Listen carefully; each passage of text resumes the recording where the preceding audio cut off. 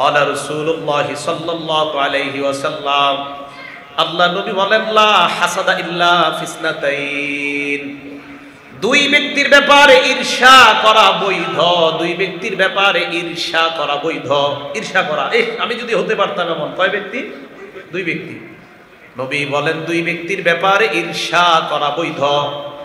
এক নাম্বার, রাজুলুন আতাহুল্লাহু মালা, যাকে আল্লাহ সম্পদ দিয়েছেন, এই ব্যক্তি তার সম্পদ পাওয়ার পর সাল্লাতাহু আলা হালাকাতিহি ফিল হাক, আল্লাহ পাক রব্বুল আলামিন তাকে সম্পদ সঠিক কাজে ব্যয় করার তৌফিক দিয়ে দেয়। এক ব্যক্তিকে আল্লাহ সম্পদশালী বানিয়েছে, তার সম্পদগুলা সে ভালো ভালো জায়গায় ব্যয় করে, এই তৌফিক আল্লাহ তাকে দিয়ে দিয়েছেন। এই ব্যক্তির সম্পদ আর এই ব্যক্তি যে এত দান করে, খরচ করে, আল্লাহ নবী বলেন এই ব্যক্তিকে ঈর্ষা করা বৈধ। তাকে ঈর্ষা করা বৈধ। আমাকে আল্লাহ এত সম্পদ দিলে আমিও দান করতাম, আমিও তার মতো এমন খরচ করতাম, এই ঈর্ষা করা বৈধ। দুই নাম্বার, ওয়ারাজুলুন আতাহুল্লাহুল হিকমা, যাকে আল্লাহ হিকমত দিয়েছে, প্রজ্ঞা দিয়েছে, যাকে আল্লাহ জ্ঞান দান করেছেন, ফাহুয়া ইয়াকজি বিহা ওয়া ইউআল্লিমুহা, ওই ব্যক্তি এই জ্ঞানের মাধ্যমে সঠিক ফয়সালা করে এবং অন্যকে এই জ্ঞান বিতরণ করে। জ্ঞানের মাধ্যমে সঠিক ফয়সালা করে আর এই জ্ঞান অন্যকে শিখায়। তাহলে আমাদের মাদ্রাসার যারা উস্তাদ, বুখারী পড়ায়, মুসলিম পড়ায়, আবু দাউদ পড়ায়, নাসাই পড়ায়, ইবনে মাজাহ পড়ায়, তহাবি পড়ায়, এরপরে জালালাইন পড়ায়, হেদায়াত পড়ায়, মিশকাত পড়ায়, নিচের আরো যত কিতাব মাদ্রাসার মধ্যে পড়ায়, কোরআন পড়ায়, কায়দা পড়ায়, বলেন তো তাদের দাম আছে না নাই? নবীজি বলেন তাদেরকে ঈর্ষা করা বৈধ। আমি কোন হাফজখানার হাফেজ সাহেবের মতো আমি হাফেজ হইয়া হেফজখানার শিক্ষক হতে পারলাম না, আমি কোন কায়দা পড়ানোর মতো যোগ্য হলাম না, এই ঈর্ষা করা। আমি কেন তার মতো তালিমুল ইসলাম পড়াইতে পারলাম না, আমি কেন মাদ্রাসার একজন উস্তাদ হয়ে উর্দুর ফাউন্ডেশন, উর্দু কায়দা পড়াইতে পারলাম না, আমি কেন মাদ্রাসার উস্তাদ হয়ে আরবি সাহিত্যের ফাউন্ডেশন নাহবির কেন পড়াইতে পারলাম না? এই জাতীয় ঈর্ষা করা এটা বৈধ, এটা জায়েজ আছে। তাহলে বিদ্যা আল্লাহ যাকে দেয় তাকে ঈর্ষা করা এটা জায়েজ, যাকে সম্পদ দেয় এবং সে যদি ভালো কাজে ব্যয় করে তাকেও ঈর্ষা করা জায়েজ। তাহলে এলেমের দাম আছে না নাই? আর যারা এলেম শিখায় তাদেরও দাম। এগুলো দুই নাম্বার ফজিলত। মিন কুল্লি খালাফিন উদুলুহু ইয়ানফুনা আনহু তাহরিফাল গালিন ওয়া ইনতিহালাল মুবতিলিন ওয়া তা'ওয়িলাল জাহিলিন আও কামা ক্বালা আলাইহিস সালাতু ওয়াস সালাম। আল্লাহুম্মা সাল্লি আলা মুহাম্মাদিন ওয়া আলা আলি মুহাম্মাদ কামা সাল্লাইতা আলা ইব্রাহিম ওয়া আলা আলি ইব্রাহিম ইন্নাকা হামিদুম মাজিদ। আল্লাহুম্মা বারিক আলা মুহাম্মাদিন ওয়া আলা আলি মুহাম্মাদ কামা বারাকতা আলা ইব্রাহিম ওয়া আলা আলি ইব্রাহিম ইন্নাকা হামিদুম মাজিদ। সুবহানাকা লা ইলমা লানা ইল্লা মা আল্লামতানা ইন্নাকা আনতাল আলিমুল হাকীম। জামিয়া শরীফিয়া আরাবিয়া মাদ্রাসা কর্তৃক আয়োজিত বুখারী শরীফের শেষ হাদিস আজকে সমাপ্ত হবে। এই উপলক্ষে আয়োজিত মাহফিলে উপস্থিত হযরত উলামায়ে কেরাম, সামনে উপবিষ্ট মুসলমান ভাইয়েরা,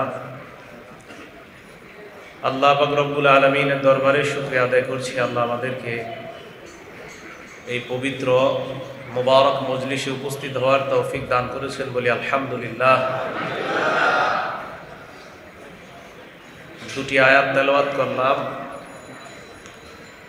প্রথম আয়াতে আল্লাহ বলেন, কুল, আপনি বলুন, হাল ইয়াস্তাবিল্লাযীনা ইয়া'লামুনা ওয়াল্লাযীনা লা ইয়া'লামুন, যারা জানে আর যারা জানে না তারা কি সমান হতে পারে?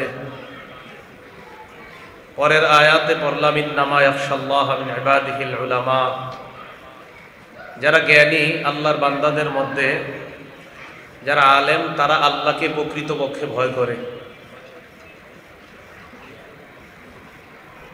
আপনাদের সামনে চারটা বিষয় নিয়ে কথা বলবো। প্রথম বিষয়টা হলো আল্লাহ পাক রব্বুল আলামিন সূরা জারিয়াতের 56 নম্বর আয়াতে বলেন, ওমা খালাকতুল জিন্না ওয়াল ইনসা ইল্লা লিয়াবুদুন, মানুষ এবং জিনকে আমি বানিয়েছি ইবাদত করার জন্য। ইবাদত সঠিক পন্থায় হতে হবে।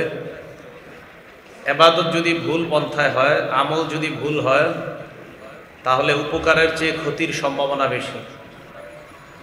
তারিখে তবারির একটা বর্ণনা, ওমর ইবনে আব্দুল আজিজ রহমতুল্লাহি আলাইহি বলেন, মান আমিলা বিগাইরি ইলমিন, যে ইলম ছাড়া আমল করে, যে ইলম ছাড়া আমল করে, জ্ঞান ছাড়া যে আমল করে, কানা মা ইউফসিদু আকসারা মিম্মা ইউসলিহু, এই ব্যক্তি ভালো করার চেয়ে তার দ্বারা খারাপ হওয়ার সম্ভাবনাই বেশি।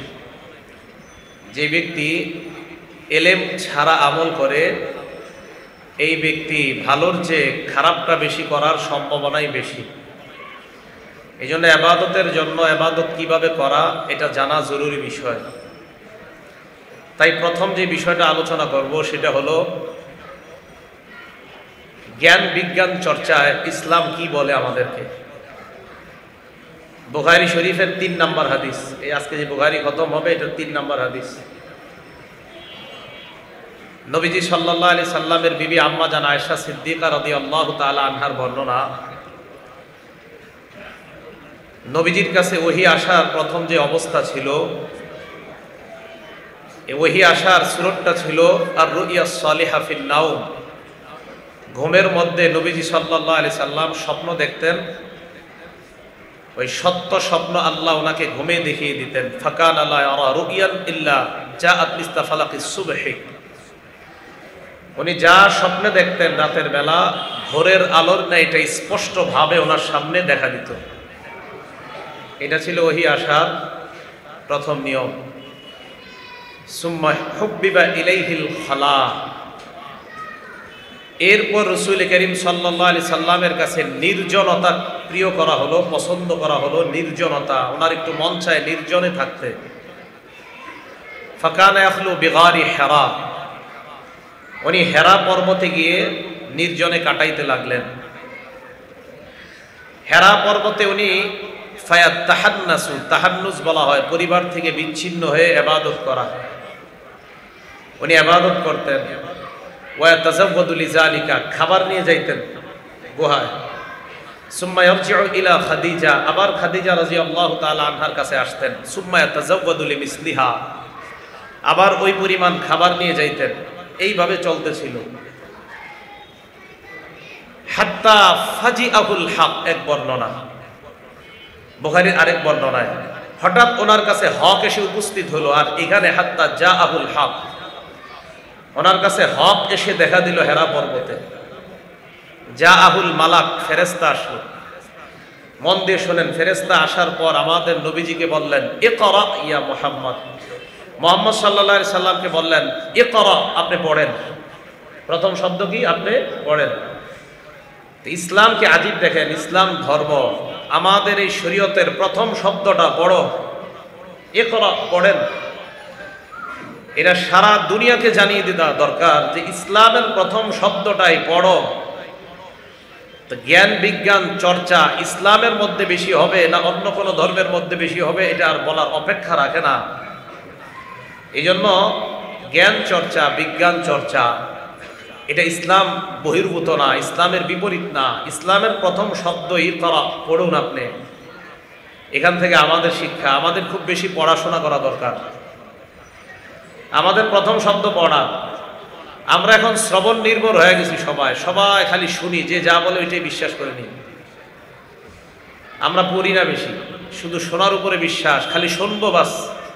এই জন্য পথভ্রষ্ট হওয়ার আশঙ্কা থাকে বেশি। পড়ালেখার কোনো আমাদের মধ্যে আগ্রহ নাই। এই জন্য খুব বেশি পরিমাণে পড়াশোনা করা, কারণ ইসলামের প্রথম শব্দটা ইকরা, পড়ুন। সূরা ফাতিরের 27-28 নম্বর আয়াতে আল্লাহ বলেন, আলাম তারা আন্নাল্লাহ আনজালা মিনাস সামাই মাআ, আপনি কি দেখেননি যে আল্লাহ আসমান থেকে পানি নাজিল করেছেন? ফাখরাজনা বিহি সামারাতিন মুখতালিফান আলওয়ানুহা, আমি আল্লাহ পাক রব্বুল আলামিন এই পানির মাধ্যমে বিভিন্ন প্রকারের উদ্ভিদ, ফলমূল আমি এই পানি দিয়ে উদ্গত করি, উৎপন্ন করি। ওয়া মিনাল জিবালি জুদাদুম বিদুন, পাহাড়ের মধ্যে কিছু আছে এমন পথ, বিদুন কিছু গিরিপথ আছে আপনার সাদা, হুমরুন কিছু লাল, গরাবিবু সুদ কিছু আছে নিকশ কালো। তো দেখেন কোরআন আমাদেরকে শিখায় গবেষণা করো, পাহাড় নিয়ে গবেষণা করো। পাহাড়ে গিরিপথ আছে, বিভিন্ন পথ আছে, এগুলা নিয়ে গবেষণা করা কোরআন আমাদেরকে শিখায়। জ্ঞান বিজ্ঞান চর্চা এটা ইসলাম আমাদেরকে শিক্ষা দেয়। সূরা আলে ইমরান আল্লাহ পাক রব্বুল আলামিন বলেন, ইন্না ফি খালকিস সামাওয়াতি ওয়াল আরদি ওয়া ইখতিলাফিল লাইলি ওয়ান নাহারি লাআয়াতিন লিউলিল আলবাব, আসমান সমূহের সৃষ্টি এবং জমিনের সৃষ্টির মাঝে, ওয়া ইখতিলাফিল লাইলি ওয়ান নাহার, রাত এবং দিনের পরিবর্তনের মাঝে, লাআয়াতিন লিউলিল আলবাব, জ্ঞানী সম্প্রদায়ের জন্য নিদর্শন রয়েছে। জ্ঞানী কারা? আল্লাযীনা ইয়াযকুরুনাল্লাহা কিয়ামা, যারা দাঁড়িয়ে আল্লাহরে স্মরণ করে, ওয়া কুউদা, যারা বসে আল্লাহকে স্মরণ করে, ওয়া আলা জুনুবিহিম, যারা শুয়ে আল্লাহকে স্মরণ করে, ওয়া ইয়াতাফাক্কারুনা ফি খালকিস সামাওয়াতি ওয়াল আরদ, যারা আসমান এবং জমিন, এই আসমান এবং জমিনের সৃষ্টি নিয়ে ইয়াতাফাক্কারুনা, যারা চিন্তা করে গবেষণা করে। তাহলে বলেন আসমান জমিনের গবেষণা ইসলামের আদেশ না নিষেধ? আদেশ। এই চর্চা করা এটা ইসলামের নির্দেশ। ইসলাম বলে এটা চর্চা করা। পড়ো, ইসলামের প্রথম শব্দ পড়ো। আমাদের সবচেয়ে বড় অভাব এখন কি মাদ্রাসা বলবেন কি জেনারেল বলবেন, পড়ার অভাব সবচেয়ে বেশি অভাব, পড়া। ইসলামের প্রথম শব্দ পড়ো। আল্লাহ বলছেন গবেষণা করতে। সূরা আলী ইমরানে আল্লাহ বলেন যারা দাঁড়িয়ে বসে শুয়ে আল্লাহর ফিকির করে, আল্লাহর সৃষ্টি নিয়ে চিন্তা করে। বাইহাকি শরীফ শুআবুল ঈমান হাদিস নাম্বার 1581 নাম্বার হাদিস, নবীজি সাল্লাল্লাহু আলাইহি সাল্লামের ঘোষণা, উগদু আলিমা, পারলে আলেম হন, আও মুতাআল্লিমা, আলেমের ছাত্র হন। পারলে আপনি আলেম হন, জ্ঞান চর্চাকারী নিজে হন। যদি না পারেন, এক হলো আপনি আলেম হয়ে যাওয়া, গবেষক হয়ে যাওয়া, না পারলে গবেষকের ছাত্র হন। আও মুস্তামিআ, আলেমের কথা শুনেন। এই যে আপনারা শোনেন জুমার দিন মসজিদে বিভিন্ন মাহফিলে তাফসিরে। আও মুহিব্বা, আলেমকে মুহাব্বত করো। ওয়ালা তাকুনিল খামিসা, পঞ্চম হয়েও না, ফাতাহলিকা, তাহলে তুমি ধ্বংস হবা। নবী বললেন হয়তো আলেম হও, না পারো আলেমের ছাত্র হও, না পারো আলেমের মজলিসে বৈশা কিছু শোনো, এটাও পারো না, দূর থেকে মুহিব্বাত মহাব্বত করো। পঞ্চম হবা না, হবা ফাতাহলিক, ধ্বংস হবা। এখন আপনি শরীয়তের পথে চলতে আলেমের প্রয়োজন আছে না নাই? আপনি যদি বলেন না আমি বেশি বুঝি, তাহলে আপনার এটা পথভ্রষ্টতার লক্ষণ। আপনি যদি বলেন আপনি বেশি বুঝেন, এটা আপনার পথভ্রষ্টতার লক্ষণ, পথভ্রষ্ট হয়ে যাওয়ার সম্ভাবনা আছে। আল্লাহ আমাদের সকলকে জ্ঞান বিজ্ঞান চর্চাকারী অথবা তাদের ছাত্র অথবা তাদের কথা শুনতে পারি অথবা তাদেরকে মহব্বত করতে পারি, আল্লাহ তৌফিক দান করেন। এইগুলো এক নাম্বার কথা। ইসলাম আমাদেরকে জ্ঞান বিজ্ঞান চর্চা করার আদেশ করে। দ্বিতীয় কথা, এলেম এটার অনেক স্তর আছে। মৌলিকভাবে দুইটা স্তর জানবো আমরা, একটা হলো ফরজে আইন, আরেকটা ফরজে কিফায়া। ফরজে আইন মুআমালাত, মুআশারাত, ঈমান, আকীদা, লেনদেন আপনারা যারা করেন প্রত্যেকে এই বিষয়ের মাসালা শিখা ফরজে আইন। প্রত্যেকের লেনদেন, মুআমালাত, মুআশারাত, ঈমান, আকীদার বিদ্যা প্রত্যেকের শিক্ষা করা ফরজে আইন। এটাই নবীজির হাদিস, ইবনে মাজাহ 242 নাম্বার হাদিস। ক্বালা রাসূলুল্লাহ সাল্লাল্লাহু আলাইহি ওয়াসাল্লাম, আল্লাহর নবী বলেন তলাবুল ইলমি ফরিদাতুন আলা কুল্লি মুসলিম, ইলম শিক্ষা করা প্রত্যেকটা মুসলমানের উপর ফরজ। এটা কোনটা? আমাদের প্রত্যেকে যে যেই ব্যাপারে জড়িত আছি আমরা, ঈমান, আকীদা, মুআমালাত, মুআশারাত, এই জাতীয় ক্ষেত্রে ইলম শিক্ষা করা সবার জন্য ফরজ। আরেকটা ফরজে কিফায়া। ফরজে কিফায়ার আমার বাংলাটা মনে রাখবেন, আমি যা বলি সামষ্টিকভাবে সবার উপর ফরজ। কি বললাম বাংলাটা? সামষ্টিকভাবে সবার উপর ফরজে কিফায়া অর্জন করা ফরজ। মানে ফরজে কিফায়া আবার সবার উপর সমষ্টিগতভাবে ফরজ। এটা কিভাবে? এটা এইভাবে, আপনারা সবাই শিখবেন না, কিন্তু যারা শিখবে তাদেরকে সমর্থন দেওয়া, তাদেরকে সহযোগিতা করার অর্থ হলো সমষ্টিগত বিদ্যা কয়েকজন শিখতেছে, এদেরকে সহযোগিতা করা, এদের থেকে দূরে না থাকা। এই জন্য এটার নাম সমষ্টিগতভাবে যেটা শিখা ফরজ, এটা ফরজে কিফায়া।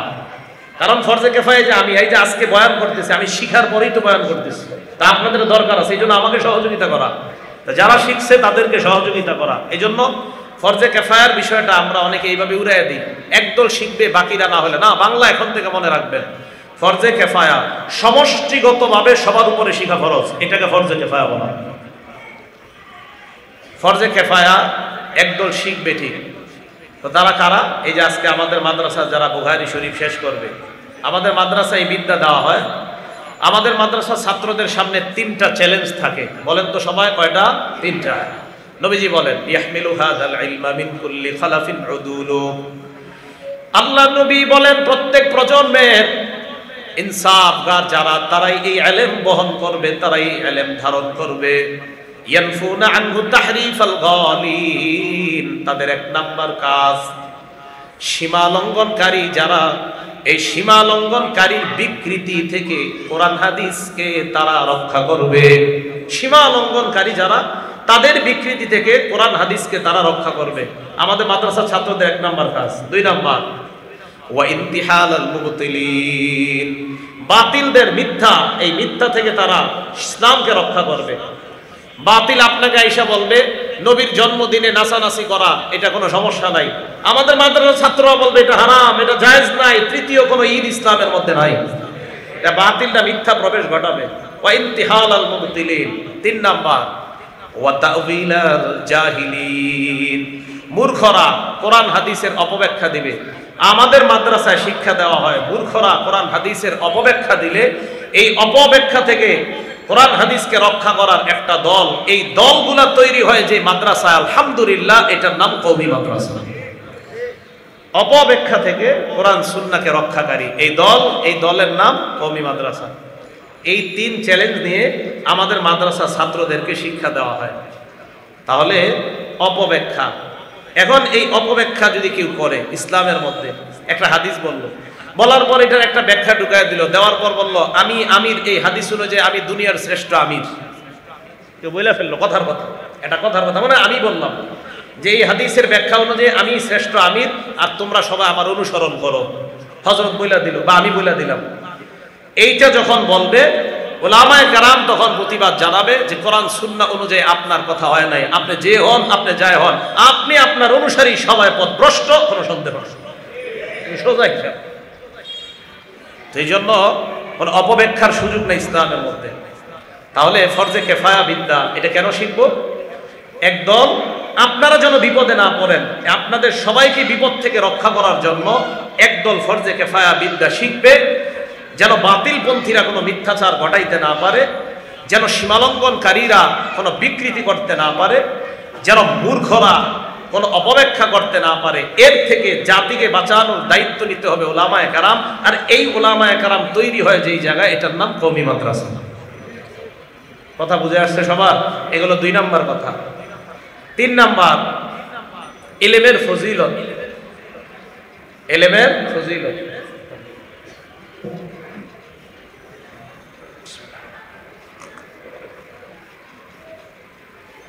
ইলমের অনেকগুলো ফজিলত আমরা জানবো। 1 নাম্বার বুখারী শরীফের 71 নাম্বার হাদিস, ক্বালা রাসূলুল্লাহ সাল্লাল্লাহু আলাইহি ওয়াসাল্লাম, আল্লাহ নবী বলেন মাইয়ুরিদিল্লাহু বিহি খায়রান ইউফাক্কিহু ফিদ্দীন। আল্লাহ পাক রব্বুল আলামিন যার কল্যাণ চায় তাকে আল্লাহ ধর্মীয় জ্ঞান শিক্ষা দেন। ভালো করে মনে রাখবেন, আল্লাহর নবী বলেন আল্লাহ যার কল্যাণ চায় তাকে আল্লাহ ধর্মীয় জ্ঞান শিক্ষা দেয়। আমাদের মাদ্রাসার ছাত্ররা অনেক সময় হতাশায় থাকে, আমি কি করলাম। ছাত্ররাও হতাশ থাকে, আমি কি করলাম। আমাদের মাদ্রাসার ছাত্রদের সবচাইতে বড় সৌভাগ্য আর শুকরিয়া আদায় করা দরকার যে আমাকে আল্লাহ পছন্দ করে, তাই এই বিদ্যা অর্জনের জন্য আমাকে কওমি মাদ্রাসায় নিয়ে আসছে। মাই ইউরিদিল্লাহু বিহি খায়রা, যার কল্যাণ চায় আল্লাহ। তাহলে বলেন, কোরআন হাদিস যারা শিখে তাদের কল্যাণ কে চায়? আল্লাহ চায়। এ হলো 1 নম্বর ফজিলত। 2 নম্বর, বুখারী শরীফের 73 নম্বর হাদিস, ক্বালা রাসূলুল্লাহ সাল্লাল্লাহু আলাইহি ওয়াসাল্লাম, আল্লাহ নবী বলেন, লা হাসাদা ইল্লা ফিসনাতাইন, 2 ব্যক্তির ব্যাপারে ঈর্ষা করা বৈধ। 2 ব্যক্তির ব্যাপারে ঈর্ষা করা বৈধ। ঈর্ষা করা, আমি যদি হতে পারতাম এমন। কয় ব্যক্তি? 2 ব্যক্তি। নবী বলেন 2 ব্যক্তির ব্যাপারে ঈর্ষা করা বৈধ। 1 নাম্বার, রাজুলুন আতাহুল্লাহু মালা, যাকে আল্লাহ সম্পদ দিয়েছেন, এই ব্যক্তি তার সম্পদ পাওয়ার পর সাল্লাতাহু আলা হালাকাতিহি ফিল হক, আল্লাহ পাক রব্বুল আলামিন তাকে সম্পদ সঠিক কাজে ব্যয় করার তৌফিক দিয়ে দেয়। এক ব্যক্তিকে আল্লাহ সম্পদশালী বানিয়েছে, তার সম্পদগুলা সে ভালো ভালো জায়গায় ব্যয় করে, এই তৌফিক আল্লাহ তাকে দিয়ে দিয়েছেন। এই ব্যক্তির সম্পদ আর এই ব্যক্তি যে এত দান করে, খরচ করে, আল্লাহ নবী বলেন এই ব্যক্তিকে ঈর্ষা করা বৈধ। তাকে ঈর্ষা করা বৈধ। আমাকে আল্লাহ এত সম্পদ দিলে আমিও দান করতাম, আমিও তার মতো এমন খরচ করতাম, এই ঈর্ষা করা বৈধ। 2 নাম্বার, ওয়ারাজুলুন আতাহুল্লাহুল হিকমা, যাকে আল্লাহ হিকমত দিয়েছে, প্রজ্ঞা দিয়েছে, যাকে আল্লাহ জ্ঞান দান করেছেন, ফাহুয়া ইয়াকজি বিহা ওয়া ইউআল্লিমুহা, ওই ব্যক্তি এই জ্ঞানের মাধ্যমে সঠিক ফয়সালা করে এবং অন্যকে এই জ্ঞান বিতরণ করে। জ্ঞানের মাধ্যমে সঠিক ফয়সালা করে আর এই জ্ঞান অন্যকে শিখায়। তাহলে আমাদের মাদ্রাসার যারা উস্তাদ, বুখারী পড়ায়, মুসলিম পড়ায়, আবু দাউদ পড়ায়, নাসাই পড়ায়, ইবনে মাজাহ পড়ায়, তহাবি পড়ায়, এরপরে জালালাইন পড়ায়, হেদায়া পড়ায়, মিশকাত পড়ায়, নিচের আরো যত কিতাব মাদ্রাসার মধ্যে পড়ায়, কোরআন পড়ায়, কায়দা পড়ায়, বলেন তো তাদের দাম আছে না নাই? নবীজি বলেন তাদেরকে ঈর্ষা করা বৈধ। আমি কোন হাফজখানার হাফেজ সাহেবের মতো আমি হাফেজ হইয়া হেফজখানার শিক্ষক হতে পারলাম না, আমি কোন কায়দা পড়ানোর মতো যোগ্য হলাম না, এই ঈর্ষা করা। আমি কেন তার মতো তালিমুল ইসলাম পড়াইতে পারলাম না, আমি কেন মাদ্রাসার একজন উস্তাদ হয়ে উর্দুর ফাউন্ডেশন, উর্দু কায়দা পড়াইতে পারলাম না, আমি কেন মাদ্রাসার উস্তাদ হয়ে আরবি সাহিত্যের ফাউন্ডেশন নাহমির কেন পড়াইতে পারলাম না। এই জাতীয় ঈর্ষা করা এটা বৈধ, এটা জায়েজ আছে। তাহলে বিদ্যা আল্লাহ যাকে দেয় তাকে ঈর্ষা করা এটা জায়েজ, যাকে সম্পদ দেয় এবং সে যদি ভালো কাজে ব্যয় করে তাকেও ঈর্ষা করা জায়েজ। তাহলে এলেমের দাম আছে না নাই? আর যারা এলেম শিখায় তাদেরও দাম। এগুলো 2 নাম্বার ফজিলত। 3 নাম্বার, মন দিয়ে শোনেন, দামেস্ক মদিনা, কয়টা শহরের নাম বললাম? 2টা, দামেস্ক মদিনা। মদিনা থেকে দামেস্কের দূরত্ব প্রায় 1400 কিলোমিটারেরও বেশি। 1400 কিলোমিটারেরও বেশি, মানে প্রায় 1500। মদিনা থেকে দামেস্ক। কাসির ইবনে কায়েস উনি বলেন, আবু দাউদ শরীফের 3641 নম্বর হাদিস, 3641, উনি বলেন, কুনতু জালিসান মা আবি দারদা ফি মসজিদি দিমাশক, আমি দামেস্কের মসজিদে আবু দারদা রাদিয়াল্লাহু তাআলা আনহুর সাথে বসা। আবু দারদা হলেন নবীজির একজন সাহাবা, আমি তার সাথে দামেস্কের মসজিদে বসা।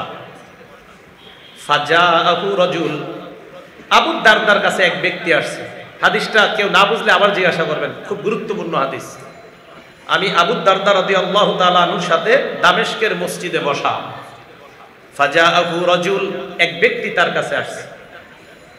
আসার পর তাকে ডাক দিয়ে বললেন, ইয়া আবু দারদা, ইন্নী জিতুকা মিন মাদিনাতির রাসূল সাল্লাল্লাহু আলাইহি ওয়াসাল্লাম লিহাদিসিন বালাগানি আন্নাকা তুহাদ্দিসুহু আন রাসূলিল্লাহি সাল্লাল্লাহু আলাইহি ওয়াসাল্লাম। আবু দারদা রাদিয়াল্লাহু তাআলা আনহুকে বললেন, আবু দারদা, প্রায় ১৫০০ কিলোমিটার রাস্তা আমি অতিক্রম করে আপনার কাছে আসছি আল্লাহ নবীর মাত্র একটা হাদিস আপনার কাছ থেকে জানার জন্য। কয় হাদিস? এক হাদিস। হ্যাঁ, এক হাদিস। ইসলাম শিখেন, হাদিস শিখেন, দেখেন এক হাদিসের জন্য ১৫০০ মাইল, প্রায় ১৪০০ কিলোমিটারের বেশি, এক হাদিসের জন্য। অবাক করা বিষয়। আবু দারদা রাদিয়াল্লাহু তাআলা আনহুকে বললেন, আমি আপনার কাছে আসলাম একটা হাদিসের জন্য। আপনি নাকি আল্লাহর নবীর থেকে একটা হাদিস বর্ণনা করেন, আমি এই হাদিসটা আপনার কাছ থেকে জানার জন্য আসলাম। আবু দারদা রাদিয়াল্লাহু তাআলা আনহু জবাব দেন, ইন্নী সামি'তু রাসূলুল্লাহি সাল্লাল্লাহু আলাইহি ওয়াসাল্লাম। আরেকটু কথা রয়ে গেছে। আবু দারদা ওনাকে প্রশ্ন করলেন, তুমি শুধু হাদিস শুনতে আসছো? আমা জিতা লি হাজাতিন, তুমি কি অন্য কোনো প্রয়োজনে আসো নাই? উনি জবাব দিলেন, মা জিতু লি হাজা, বিশ্বাস করেন আমি কোনো প্রয়োজনে আসি নাই। তিরমিজি শরীফে একটু বড় করে আছে হাদিসটা, আবু দাউদে এতটুকু আছে, মা জিতু লি হাজা, আমি কোনো প্রয়োজনে আসি নাই, আমি শুধু একটা হাদিস শিখতে আসছি। হ্যাঁ, একটা হাদিস শিখতে আসছো? কয় হ্যাঁ। অন্য কোনো প্রয়োজনে আসো নাই? কয় না। ব্যবসার জন্য আসো নাই? কয় না, একটা হাদিস শিখতে আসছি। তখন উনি বললেন, সামি'তু রাসূলুল্লাহি সাল্লাল্লাহু আলাইহি ওয়াসাল্লাম ইয়াকুল, আমি আল্লাহ নবীকে বলতে শুনলাম, মান সালাকা তরিকান ইয়ালতামিসু ফীহি ইলমা ওয়া ইয়াতলুবু ফীহি ইলমা, কেউ যদি এমন রাস্তা অবলম্বন করে, ইয়াতলুবু ফীহি ইলমা, যেই জায়গায় সে ইলম অন্বেষণের জন্য যদি রাস্তা অবলম্বন করে, কি অন্বেষণ? ইলম, বিদ্যা অন্বেষণ। ইলম অন্বেষণের জন্য যদি কেউ রাস্তা অবলম্বন করে, সাখারাল্লাহু বিহি, আরেক বর্ণনায় সালাকাল্লাহু বিহি তরিকাম মিন তুরুকিল জান্নাহ, আল্লাহ পাক রব্বুল আলামিন জান্নাতের রাস্তা তার জন্য সহজ করে দেয়। জান্নাতের রাস্তায় তাকে চালায়, সালাকা চালায়, সাহারা সহজ করে দেয়। নবীজি বলেন, ওয়া ইন্নাল মালাইকাতা লা তাদউ আজনিহাতাহা রিদাল লিতালিবিল ইলম। তালিবুল ইলম চিনেন? তালিবুল ইলম মানে মাদ্রাসা ছাত্ররা। আল্লাহ নবী বলেন, ইন্নাল মালাইকা, ফেরেশতারা, লা তাদউ আজনিহাতাহা, তাদের ডানাগুলা বিছায়া দেয় তালিবুল ইলম, ইলম অন্বেষণকারীর সন্তুষ্টির জন্য ফেরেশতারা তাদের ডানা বিছিয়ে দেয়।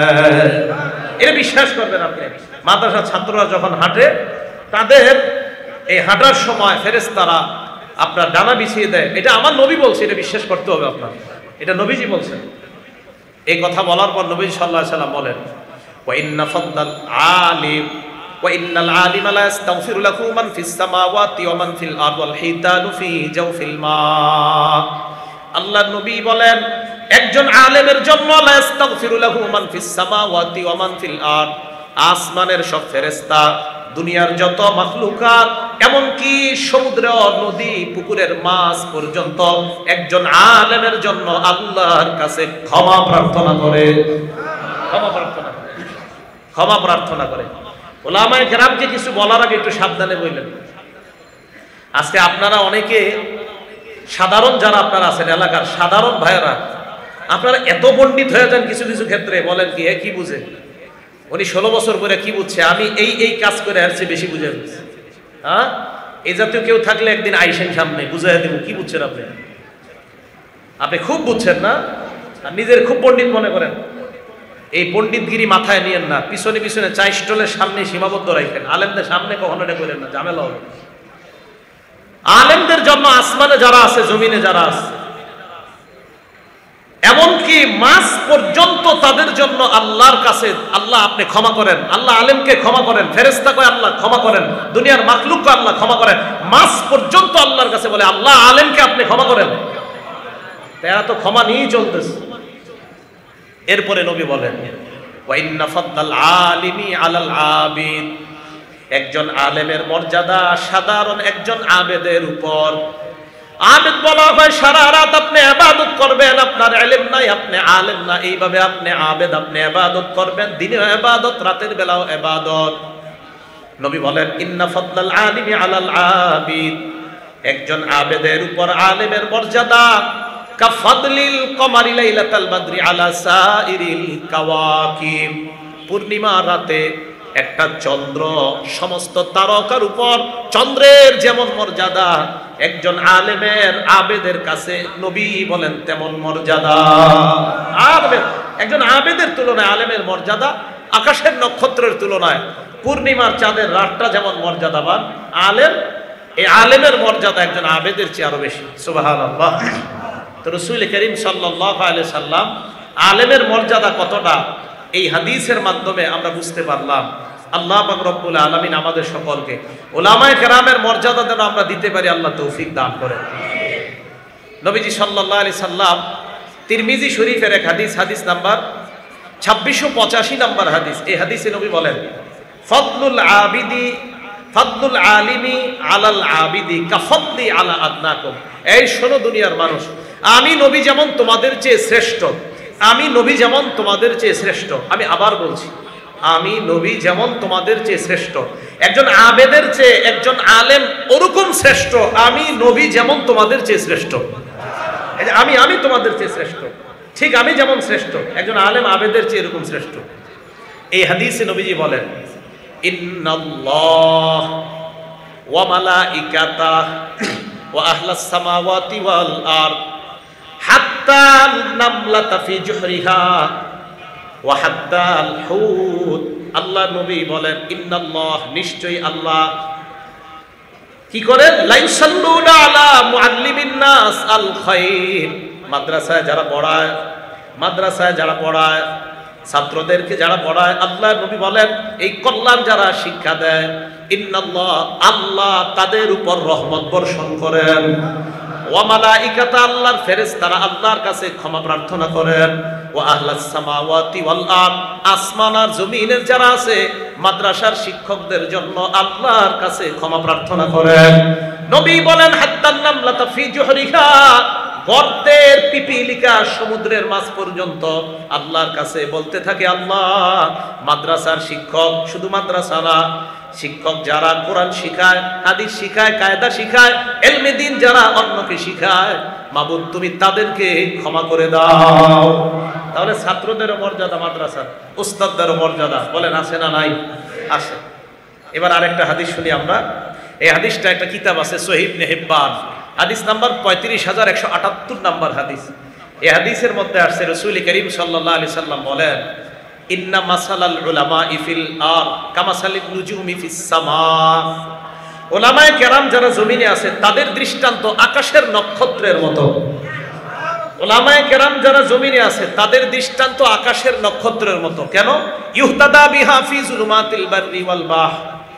আকাশের নক্ষত্র থাকলে যেমন জলে স্থলে চলা যায়, আলো আছে আলোর মধ্যে চলা যায়, নবী এই হাদিসের মাধ্যমে বুঝায় উলামায়ে কেরামের পরামর্শ চললে হেদায়েতের মান বৃদ্ধি পারে। মাদক, এই মাদকের নেশা, মদ পান, এগুলা বৃদ্ধি পেয়ে যাবে।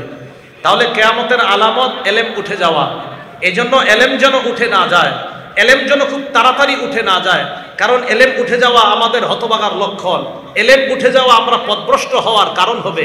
এজন্য আমরা এলেম যেন দুনিয়াতে টিকে থাকে, ধর্মীয় এলেম, দ্বীনি এলেম, তাই আমরা উলামায়ে কেরাম এবং উলামায়ে কেরামের অধীনে মাদ্রাসায় যারা তৈরি হয়, এই মাদ্রাসাগুলাকে ইনশাআল্লাহ রক্ষা করতে সবাই রাজি আছি তো? তাহলে মাদ্রাসার মধ্যে যেই বিদ্যা শিক্ষা দেওয়া হয়, এটা বললাম ফরজে কেফায়া। ফরজে কেফায়া বিদ্যাটা যদিও আমরা মনে করি কয়েকজন শিখবে, এটা যদিও এতদিন জানতাম সমষ্টিগত বিদ্যা, যেটা কয়েকজন শিখার পর আমাদের কাছে এসে এটা প্রচার প্রসার করে।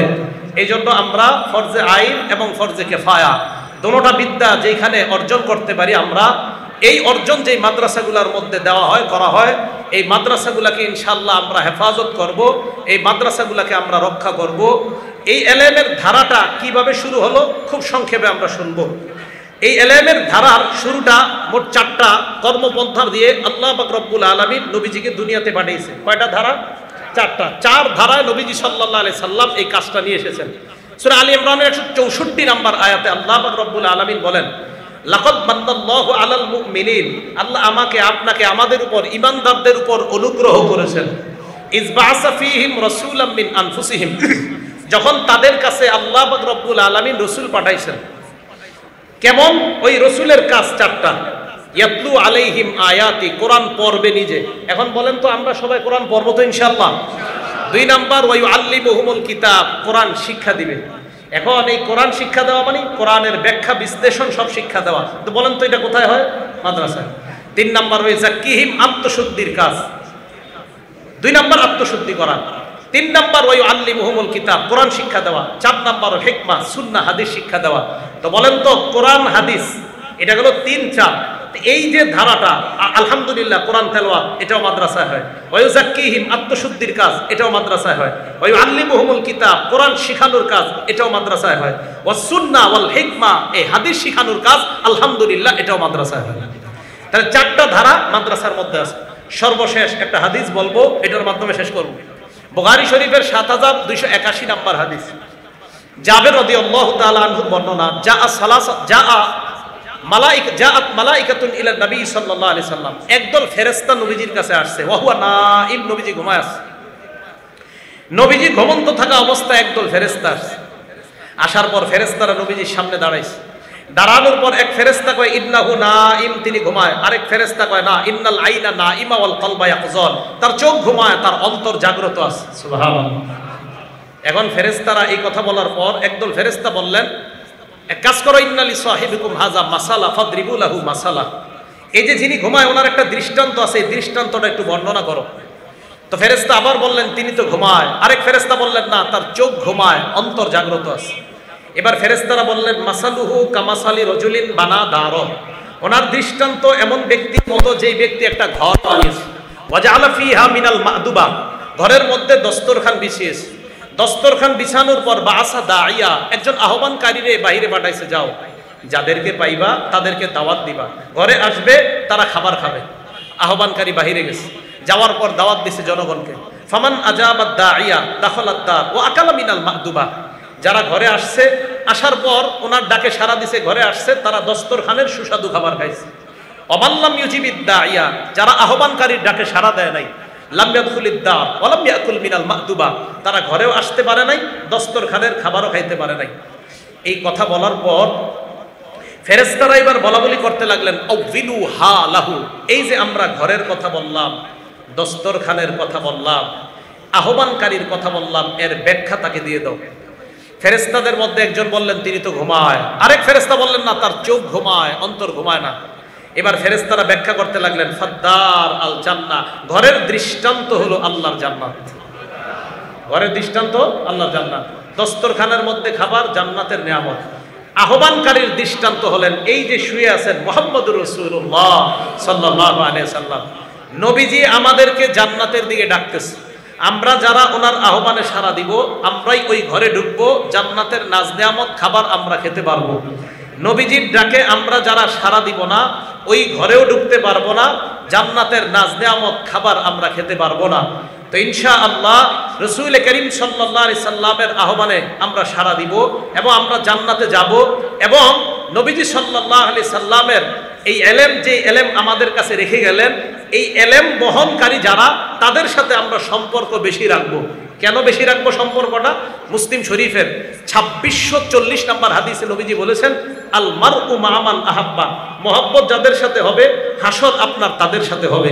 মুসলিম শরীফের 2639 নম্বর হাদিসে হযরত আনাস বলেন, আনা উহিব্বুল্লাহ ওয়া রাসূলা ওয়া আবা বকরিন ওয়া উমর আরজু আন আকুনা মাআহুম ওয়া ইন্নী লাম আ'মাল বিআ'মালিহিম। হযরত আনাস বলেন, আমি আল্লাহকে ভালোবাসি, আমি রাসূলকে ভালোবাসি, আমি আবু বকরকে ভালোবাসি, আমি ওমরকে ভালোবাসি, আমার আশা আমি তাদের সাথে জান্নাতে থাকবো। আপনাদেরকে হাত জোর করে বলি, উলামায়ে কেরামের সাথে মহব্বত রাখেন, উলামায়ে কেরামের সাথে মহব্বত রাখেন। এখন প্রশ্ন হলো, হুজুর উলামাদের সাথে মহব্বত কেন রাখবো? শেষ কথা, নবীজি সাল্লাল্লাহু আলাইহি সাল্লাম আবু দাউদ শরীফের 3641 নম্বর হাদিসের শেষের দিকে বলেন, ইন্নাল উলামা ওয়ারাসাতুল আম্বিয়া, আলেমরা হলেন নবীদের ওয়ারিস। বলেন তো আলেমরা কাদের ওয়ারিস? নবীরা কি ওয়ারিস বানাইছে আমাদেরকে? টাকা পয়সা দিছে না, তাহলে কি ওয়ারিস? তো নবীজি সাল্লাল্লাহু আলাইহি সাল্লাম বলেন যে আলেমরা নবীদের ওয়ারিস। ওয়া ইন্নাল আম্বিয়া লাম ইউয়ারিসু দিনারা ওয়ালা দিরহামা, শোনো দুনিয়ার মানুষ, নবীরা কিন্তু কাউকে স্বর্ণ রূপার উত্তরাধিকার বানায় না। ওয়ার রাসূল ইলমা, নবীরা এলেমের উত্তরাধিকার বানায়। ভাইও আপনাদেরকে বলি, এই আমাদের জামিয়া শরীফিয়া সহ যত মাদ্রাসার মধ্যে কোরআন সুন্নাহ শিক্ষা দেওয়া হয়, নবী সাল্লাল্লাহু আলাইহি সাল্লামের বন্টনকৃত মিরাস, এই মিরাসটা তাদেরকে দেওয়া হয়, যেটা নবীর পক্ষ থেকে উলামায়ে কেরাম পেয়েছেন। এরপরে নবীজি সাল্লাল্লাহু আলাইহি সাল্লাম বলেন, ফামান আখাযাহু বিহাজ্জিন ওয়াফির, যে ব্যক্তি এই ওয়ারিস, এই মিরাসটা নিতে পারবে। এখন উলামায়ে কেরামের কাছে নবীর মিরাস আছে, এই মিরাস আপনারা নিতে হবে আলেমদের কাছে। তো বলতেছে আখাযাহু বিহাজ্জিন ওয়াফির, তারা প্রকৃতপক্ষে বিহাজ্জিন ওয়াফির, সঠিক অংশটাই তারা গ্রহণ করবে। স্বর্ণরূপা সঠিক না, সঠিক অংশ হলো ইলমের যে বন্টন আলেমদের কাছে আছে এটা নেওয়ার চেষ্টা করা, জুমার দিন ওলামায়ে কেরামের কাছ থেকে মিরাস নেওয়ার চেষ্টা করা, বিভিন্ন মসজিদে তাফসির হয়, এই তাফসিরে নবীর মিরাস নেওয়ার চেষ্টা করা। তা কি বলেন, আলেমদেরকে মহব্বত করবো তো ইনশাআল্লাহ সবাই? আল্লাহ পাক রব্বুল আলামিন আমাদের সকলকে, সারা বাংলাদেশ সহ সারা দুনিয়ার সকল মাদারিস ইসলামিয়াকে আমরা যেন মহব্বত করতে পারি। বিশেষ করে এলাকার যারা আছেন আপনাদের কাছে আবদার, আমি সহ এই মাদ্রাসার সাথে আমিও জড়িত আছি, জামিয়া শরীফিয়া আরবিয়া মাদ্রাসায় একটা কিতাব আমিও পড়াই। তো ইনশাল্লাহ আপনারা আমার অনেকে পরিচিত আছেন, সবার কাছে আমার আবদার এই মাদ্রাসাটার সাথে ইনশাল্লাহ আমরা মহব্বত রাখবো, মাদ্রাসার সুখে দুঃখে ইনশাল্লাহ আমরা পাশে দাঁড়াবো। যেই কোনো সময় আমাদেরকে মাদ্রাসার পক্ষ থেকে ডাক দেওয়া হলে আমরা ইনশাল্লাহ দোয়া দিয়ে, কর্ম দিয়ে, অর্থ দিয়ে সহযোগিতা করবো ইনশাআল্লাহ। আল্লাহ পাক রব্বুল আলামিন আমাদের সকলকে, জামিয়া শরীফিয়া আরাবিয়াকে, মাদ্রাসার আসাতিজা, মাদ্রাসার তোলাবা ইজাম, মাদ্রাসা থেকে আজকে যারা ফারেক হবে, হাফেজ এবং বুখারী শরীফের ছাত্র সমট 38 জন পাগড়ি নিবে, আল্লাহ সকলকে কবুল করেন। আব্দুল্লাহ ইবনে আব্বাস, আব্দুল্লাহ ইবনে মাসউদ রাদিয়াল্লাহু তাআলা আনহুমার মতো সকলকে আল্লাহ বড় ফকিহ মুহাদ্দিস আলেম বানায়া দেন। আমিন ওয়া আখিরু দাওয়ানা আনিল হামদুলিল্লাহি রাব্বিল আলামিন। আসসালামু আলাইকুম ওয়া রাহমাতুল্লাহি ওয়া বারাকাতুহু।